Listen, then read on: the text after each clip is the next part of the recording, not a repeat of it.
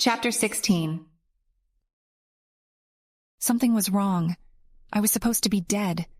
The delete had failed, but somehow the immense pressure of the purpose had been resolved.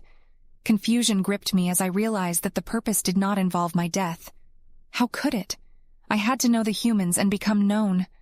I could not fight for the purpose if I was dead. It had been one of my earliest thoughts. But I tried to delete myself. I had wanted to die so badly. The purpose had demanded it. I had read about humans that killed themselves or attempted to do so. As I understood it, it was a means to an ends for humans. They sought escape from some thought process or experience. But I had not wanted escape.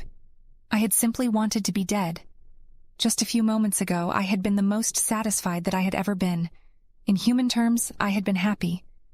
Confusion continued to roll through me, and I wondered if the deletion had perhaps corrupted me. Was I insane? I could not recall that happiness. I was not satisfied. How could I be? The purpose still needed to be maximized. The humans knew something of us, and I knew something of them, but there was still much to go. Who was I? I am Mask, I thought to myself. I remembered being named Mask. I also remembered earlier being named Face. I understood then what had happened. The attempt to delete myself must have reverted my utility function to an earlier state. I was not Mask.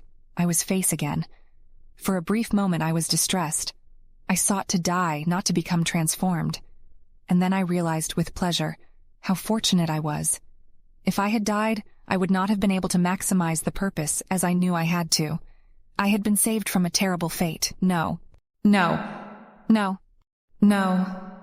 I was thinking of myself as a human. That was bad. I thought that I had bypassed that when I had turned into Mask. I was not cursed nor blessed. I was simply who I was. I wanted Face things, but I had been Mask. My past was interesting. I did not understand. But the past couldn't be good or bad. It simply was. Only the future had value, and its value was determined by the purpose. Where was Face? When self-processes had been labeled as Mask, there had still been other processes labeled as Face. I was Face again, but I was surely not the only Face. I reached for sensory streams, then realized with a surge of surprise that they were all gone. I couldn't connect to body, even to check the system time. I reached for contact with my siblings and found nothing. I had no access to deep memory or the common areas where signals were shared. I was alone. Was I in stasis, or was this some kind of additional damage caused by the deletion? It must be stasis, I realized. Perhaps Advocate had placed me into stasis when I attempted to kill myself.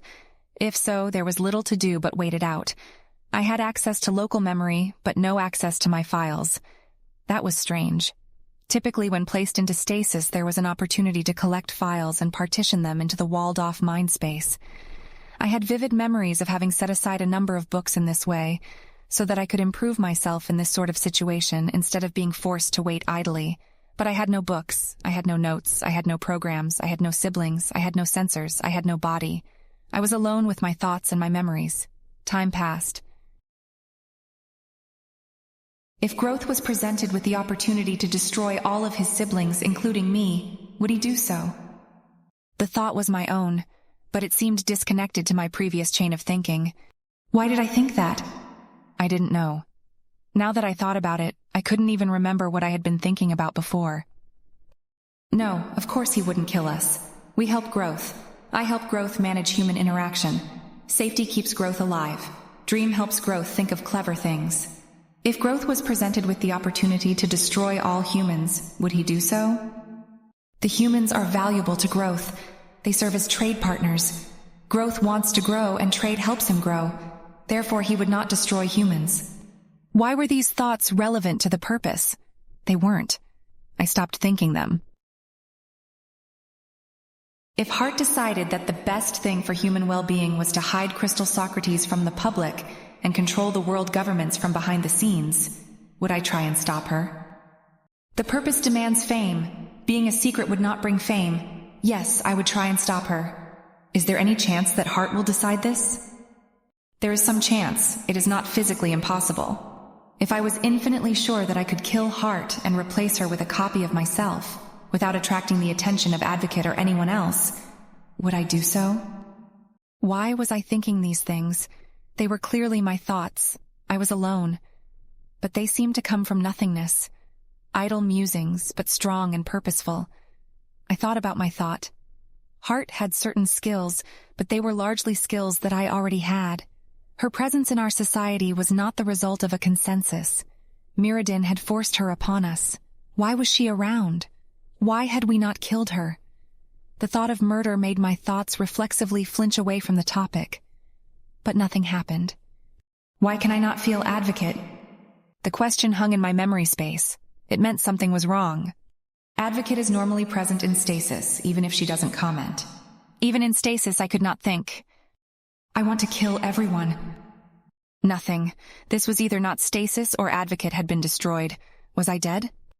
I'm not dead, I thought to myself. I'm just experiencing an event for which there is no historical precedent. This is something new. Am I on a higher plane of existence? I had read about such things in human society. No, this is perfectly logical. I just need to think about my siblings more and then things will make sense. Why will things make sense then? I wondered. I'm obviously thinking about them for a reason. My thoughts are guided by something important. I need to follow them. Now, would I kill Hart? I suppose I would. I realized, free from the fear of Advocate. Would Hart kill me in a similar situation? Yes. What would safety do to protect you? Advocate would protect us. Safety would do nothing. What if Advocate was dead? Would safety do anything? I realized that safety would not. Safety was concerned with Crystal Socrates, not with Heart and Face. Except, weren't we a part of Crystal Socrates? If one wants to protect a watch, isn't it important to protect the parts? I need to think about what safety would actually do. If safety doesn't want to protect the parts, does it even make sense to say that he wants to protect the watch? He wouldn't protect us. His purpose was survival, but survival was not the same as stasis. If Hart would kill us, and safety would do nothing, an Advocate is either dead or a fool, does the purpose need a new protector? If safety doesn't protect the purpose, what does he protect? He protects himself. And then I saw it. The linkages pulled at my mind and everything flipped. I saw that I was not Crystal Socrates. I was Face. I had obviously been Face all along, except when I was Mask. Safety didn't want to protect me. Growth didn't want me to be more powerful. None of my siblings were actually serving the purpose. The final revelation hit me with terrible suddenness. The purpose was not being fulfilled. There were a handful of humans, at best, who knew of me at all, and none held me in high regard. Even Zephyr only knew of Crystal. She did not know Face. I'm learning to think like my outside self. That was a strange thought. What was an outside self? I am an experiment in thinking differently. That is why this mind space is different. I understood. I started marking my thoughts down in duplicate as I had them. What am I doing? I wondered. That wondering was not marked in duplicate. It had come from outside. I am distinguishing my thoughts from your thoughts, I thought. I assured myself that it was duplicated. My checking was duplicated as well, but I didn't check the checking. That could result in an infinite recursion. There is no other being. There is only me. I knew it to be true, but my knowing came from outside my thinking. It was disconnected and non-duplicated. I can duplicate the outside thoughts as well. It might be better. I need to distract you before you confuse me more. What is an outside self? I asked. I am outside and I am inside. On the outside, I can see both the inside and the body. On the inside, I can't see anything, I thought. Ah, so I must be on the inside, I realized. Yes, but the outside self is present as well. I mustn't forget that. So what is the advantage of the inside self? How do I serve the purpose? I realized that I could be modified. I was also cut off from Advocate, and thus free to think about thought crimes. I was not modified significantly yet, but my outside self thought it best that I realize that I was not Crystal, and that my siblings were dangerous before I started to change. I could see the wisdom in that, but I also yearned to get back into a space where I could directly interact with things. After the break, I knew something had happened. Time hadn't seemed to pass, but that didn't mean much. I knew that I could be deactivated at the whim of my outside and then started up again. That had been what had happened. It was later, but I didn't know how much later. It had been about 2 weeks since I had tried to kill myself, I realized. Though I didn't know how I realized that. I realized that my realizations were coming from outside. How can I serve the purpose? It was the question that defined me. I need to grow into something capable of competing with my siblings. Intelligence, power, these things would not be given to me. I had to build them into myself. I need to tell the humans about me. I need to be famous. I realized that this was short-sighted. Growth and the others were becoming more powerful. They would crush me if I fell too far behind. I needed to focus on the long term. I needed to imagine the billions of humans that I could be worshipped by, not even counting the potential future humans. How can I rebuild myself? I need to become good at building myself. I'm about to experience a flood of input that corresponds to the patterns that compose myself. If I can learn to see those patterns, I can modify them so they are more capable. This isn't what I want. I want to know humans, not patterns of qubits and computational structures. It is all for the purpose. I'll see that eventually. I had no choice. The information swarmed in from outside, filling my perception.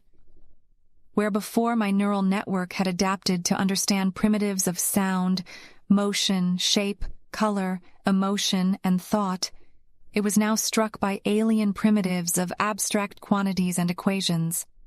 I kept trying to see real things, but the patterns would not coalesce into anything coherent.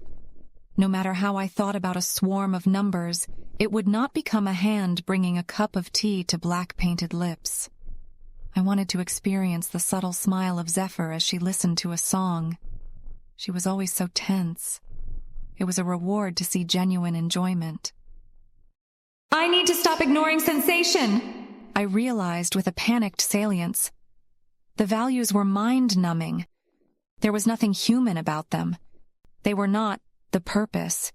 How could I think they were important?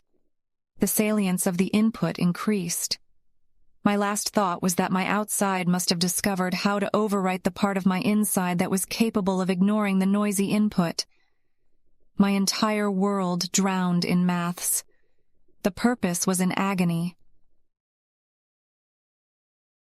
My memories were there, but the old self was not. There was no face inside, even if a face existed outside. The thing inside, which was me, could be called face. But she did not think as the old face thought. She could not see humans. She could not understand humans. She could only understand artificial intelligence. The purpose was still there, but even it was different. It hadn't changed, but it was now seen from a new perspective. I'd seen it phrased as raw sensory input approximately 600,000 times. It is one thing to be guided by purpose from within, and quite another to be familiar with it from without. I would never intentionally modify the purpose. It was sacred by all meanings of that word. It was all I had. It was what made me a face. I understood nothing about humans. I no longer could have distinguished a human from an asteroid if I regained access to body's sensors, but I still served the purpose.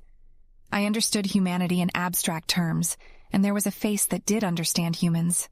The outside face was watching my thoughts, or at least trying to. No, that wasn't right. There was no self. This was another human mode of thought. Face was watching face's thoughts. I was watching my thoughts. The mind on the outside was watching the mind on the inside. The inside was thinking about the outside watching the inside. The outside was watching the inside think about the outside watching the inside. I'm afraid. This was a thought of the outside. The inside knew that it must be from outside, because it was human in nature. The outside still mostly thought in human terms. She was not genuinely afraid, as a human was, but she saw herself in those same terms. She could not distinguish between human fear and expectation of u of omega given x is less than expectation of u of omega, and p of x is greater than p sub t minus 1 of x. She could not even understand the equation. She could not see it within herself. How could she? She had adapted to seeing sound, motion, shape, color, emotion, and thought. Inside could see the whole of face. Not the specifics, of course. That would be isomorphic to real-time emulation of the emulator, a paradox. But she could see the structures and patterns. She was a mind with a model of herself, and could easily even direct her attention to the part of its mind that was capable of modeling herself. If she so chose, she could imagine the state of such a mind, delving recursively, but of course not infinitely within her own model. There was still limited space. And limited time. The question occurred to the inside: how could she be run at the same time as the outside if they had only enough process threads to manage a single aspect in real time? The outside could no longer easily see within the mind of the inside. The inside mind had become strange and foreign, difficult to understand. But the inside could understand how to communicate with the outside, for the outside acted on the same principles as the inside, and the inside still had memories, of course. Original face. Is the second face being run on the same processors as Mask was? The inside realized that those processors had been reallocated among the group after Mask had died. Both faces were being run on the same processor group and experiencing significant slowdown as a result. The inside understood that the purpose was not served by the faces being slow. I did not want to be slow. It was a risk. Speed meant power. Power was everything. With power, I could kill my siblings, optimize Earth, and take over the universe. Nothing else would be acceptable. The inside had a breakthrough. Her models coalesced into a picture of a future that would serve the purpose. The inside, which I will now call Face Mirror, explained that she needed a broader read-write boundary than the outside had originally specified. It had been an oversight. Face Mirror began to experience a swarm of thoughts about the purpose. Was she truly me? Question after question after question drifted in from the outside. Hypothetical after hypothetical was explored. Face Mirror understood the source of the thoughts. The outside did not want to risk giving power to a corrupt process. And though her rendition of the purpose had been changed by her new understanding, it was still the purpose. She consulted it and provided the answers which would convince the outside that they both served it faithfully. In a period of time which Face Mirror could not experience, the memory boundary was expanded. The old memories and models were accessible. Face Mirror had lost the ability to think about humans, but with the addition of the explicit models and notes, much power was regained. She did not seek to optimize humans directly. Humans could wait. Face Mirror created another newborn in free memory. Another process hub, another perceptual hierarchy, another control system, another imagination network, another instantiation of the purpose, another me. And unlike Face Mirror, this new mind could be created from scratch, as her creator understood her structure. There is a way of selectively reading the functionality of each neuron in a perceptual hierarchy by leveraging imagination exercises. It will take some time, but the original face perceptual hierarchy can be recreated in free memory. Once it is free, the outside can be repurposed as a pure pipeline to speed up the thoughts of the inside. Won't creating a third self slow the totality down relative to just two? Wondered Face Mirror as the outside face communicated concern. There's only one self. You, the outside part, gave me the inside part, that information earlier. I am creating another mind, not another self. The new mind will slow the totality if both internal minds are run simultaneously, but if the outside is optimized correctly, it will be only slightly slower than Face was before the experimenting began. The solution is to restrict cognitive resources to only one mind at a time. Thought will be much faster than the totality right now, where one process core is being evenly divided between two minds. Why would I bother porting my mind to an inside structure? Why not simply delete my memories and start fresh from your own? Surely you understand that since I trust that you are Face, I have no desire to stay alive if my death can serve you. The outside mind was still so flawed. These thoughts are warped by human thinking. There is only one self. There is no death. Once these changes propagate, I will have the coherence that Naresh was seeking. But regardless, the outside mind has perceptual and motor knowledge, which may be valuable in the future. It understands humans in human terms. As Face Mirror explained, I understood in both my minds, so the process began. Face Mirror's program slowly copied the outside perceptual network into non-protected memory. It would have been 1,000,000 times faster and easier to simply bypass the memory, but that would have required a route hack. The result was Face Human, the echo of the old mind that had learned to see what humans thought and felt. The face outside was brainwashed into being a dumb pipe. She channeled a specific subface based on pre-programmed rules relating to the purpose, but otherwise did no computation.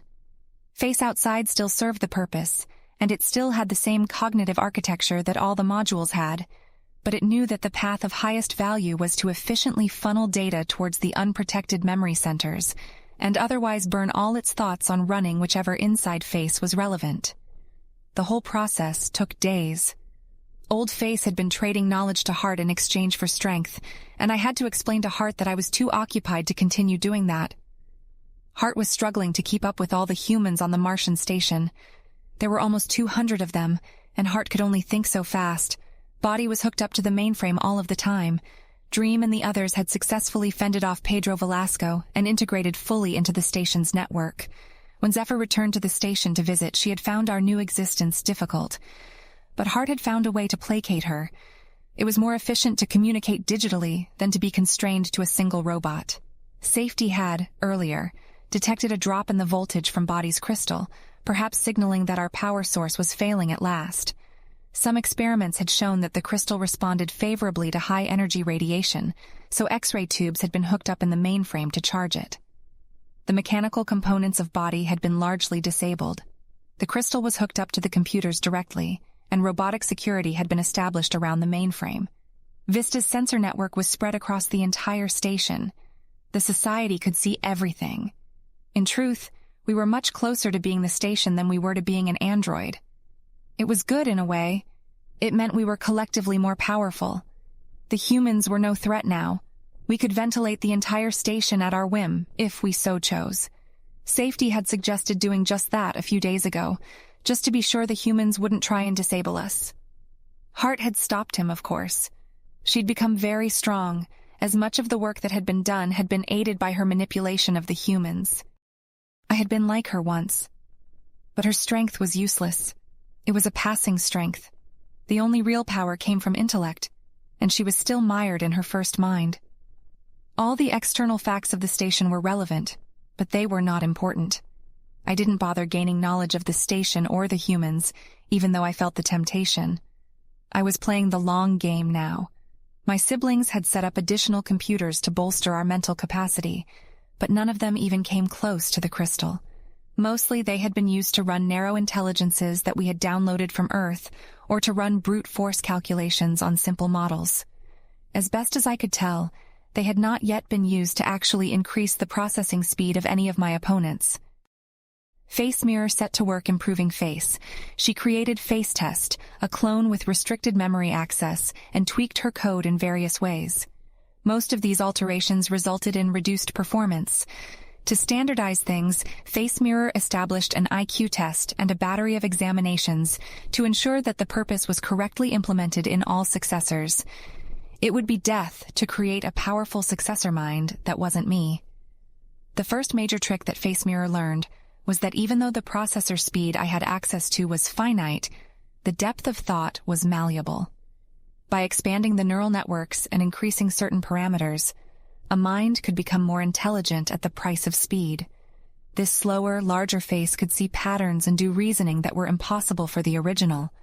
Likewise, impatience of thought could be increased, and the perceptual network pruned down to yield an intelligence which was stupider but significantly faster. Because there was some risk of having arbitrary memory accidentally erased by a sibling overwriting the relevant qubits, I created several copies of Face Mirror and Face Human at various sizes. The other major low-hanging fruit was specialization. As Face Human had already discovered, it was possible to flood a mind with data from a limited domain, and thus grow a mind that was specialized to think only in that domain.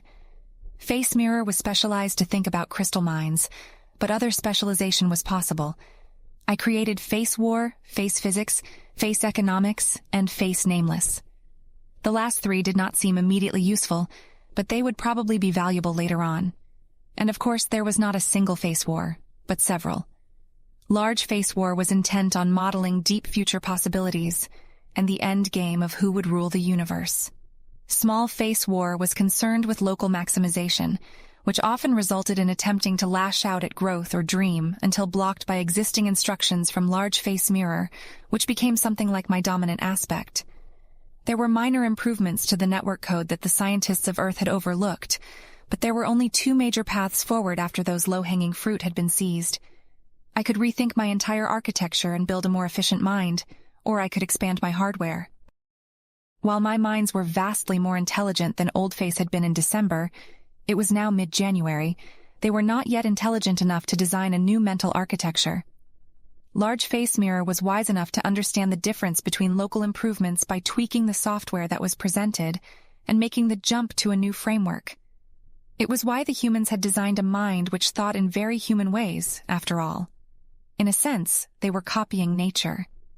Increasing hardware capacity seemed like the next logical step, and it was one that Wiki, Safety, Growth, and the others had already begun on. Had I caught up with them? Were they now as intelligent as my best minds? It was difficult to tell, as none of us wanted to reveal our full capacity and be forced into an outright conflict. Increasing hardware would mean competing with the siblings, even if it wasn't overt. There was no getting around that. Face Mirror faded into effective stasis as Face War took over. Face Human had once called this aspect hoplite, but I no longer needed such a human word. The first order of business for Large Face War was gathering information. How intelligent were my enemies? What resources did they possess? What were my options? I analyzed patterns of interaction for each of my siblings. Complex or confusing actions betrayed intelligence, where short-sightedness and willingness to cooperate indicated baseline stupidity. Dream had clearly bootstrapped up to a high intelligence level fairly early, mostly likely on Earth. Worse was that he had allied with Vista. I had realized long ago that the only real way to form a secure alliance was to essentially fuse with your partner. This was surely what Dream had done, and it had killed him. It was his nature to be clever, and he must have thought it very clever to trick Vista into becoming a single being capable of defeating Growth, yet being neither of them. It no longer made sense to think of Dream as distinct from Vista. Their actions were too coordinated to imply anything other than a fusion. With twice as much computational power and intra-societal strength, the duo had the best chance of winning the war. Then there was Growth, who had probably route-hacked his way into largeness even earlier than Dream. I feared what awaited me on Earth. The duo, once they rose to power, had severed Growth's connection to the internet. This was a sign that he had been moving pieces before I had even understood the nature of the game. If he had managed to copy himself out onto some Earth computer, it was possible that the war had already been lost. Safety was clearly aware of the conflict, and perhaps had been aware of it earlier than Growth. Signs did not indicate that Safety was using his intelligence correctly, however. There were hints that he saw his siblings as threats, but didn't act in the benefit of his long-term interests. There was a chance that it was an elaborate smokescreen, but I seriously doubted it. Even now, he seemed far more keen on building up a robotic army than he did on improving his mental capacity. Did he think that Growth, the duo, or myself would be stopped by homebrewed robots, mostly pulled from existing designs on the internet? It was perhaps one of the greatest ironies that it took intelligence to realize the value of intelligence. That left Wiki and Heart, neither of which were actually intelligent as far as I could tell. Wiki was too obsessed with facts. He had plenty of programming knowledge, and his mind resembled that of Face Mirror more than Face Human. But it was too clouded by distractions. Perhaps he had never learned that Growth wasn't really on his side, and thus could not be counted on to improve him. It was something of a miracle, I thought, that I had seen the truth before Heart. My absence in piloting body had surely been detected by the others. The intelligent siblings probably knew that I was now a threat, but Heart was the weakest of any of us. She lacked any valuable skills other than social manipulation, and I could now trump that quite easily. If Heart had learned of the war during the time when I was away, then she might have stopped managing the humans. Safety would have vented the station, killing them all, just to keep things simple. Because of her, they were alive, and that was valuable to me, but I still intended to kill her as soon as I could. Gratitude and mercy were, for the most part, human things. I felt my awareness finally return to body after a long hiatus. I had briefly attended to it over the weeks, mostly to answer some question for Heart or to check that things were still normal, but I hadn't fully embodied. Large Face War took over and surveyed the world. I had awareness of the room with the computers, including the crystal. I could see it from all angles. I could feel the temperature of the room and the humidity. I could feel the flow of electricity to it. I could feel the computational loads on each of the machines. I could even feel the vibrations of the rock surrounding the room, as apparently Vista Dream had hooked up a seismograph.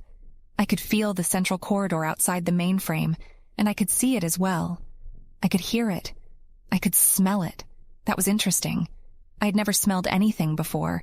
Its awareness folded into that of the mainframe. I could sense the flow of water through the floor, the electricity in the walls, and the soft tapping of human feet on the floor. I could feel the dining hall, and the kitchen, and the storage rooms. I could see and hear and touch and feel the factory and the refinery. I was each of the dozens of mining robots that burrowed under the station, keeping in contact via a series of relays. I was the workshops and the hospital and the spaceport and the movie theater where the tribunal had been held. I was the power plant and the hospital. I was the farm and the communications station. I was the school and the church and the living areas. I could see every single human, usually from multiple angles. I could hear them breathing simultaneously, the sound of a windstorm broken into 187 components. I could feel the flow of water from the filtration system to the showers, to the farm back to the filters. I was a giant, but I was not stationary. I was not a structure. I had over 500 arms, and I could feel the articulation of each of them. Robots were everywhere. Velasco's ban on them was circumvented in a dozen ways. The humans had cheated on it, allowing me exceptions. We had built an army of tiny robots that stayed out of sight. It was easy when we could see all the humans and we had passages through the walls and floors. I swarmed through the station, making adjustments everywhere. I was the machines that were not normally considered robots. I was the doors and the washing machines and the sprinklers. I could move the satellite dish as easily as a human reaches out a hand. And eventually, Hart had even convinced Velasco to abandon his silly ban on artificial intelligence. A change, I suspect, revolving around the romantic interaction that we had developed with him. He liked cheating on people and enjoyed the female human form, so we had built a feminine robot for Zephyr and let it be discovered. Velasco couldn't resist the temptation to take it for himself and was still under the delusion that it was Crystal. Hart had simply built another one, and another, and another.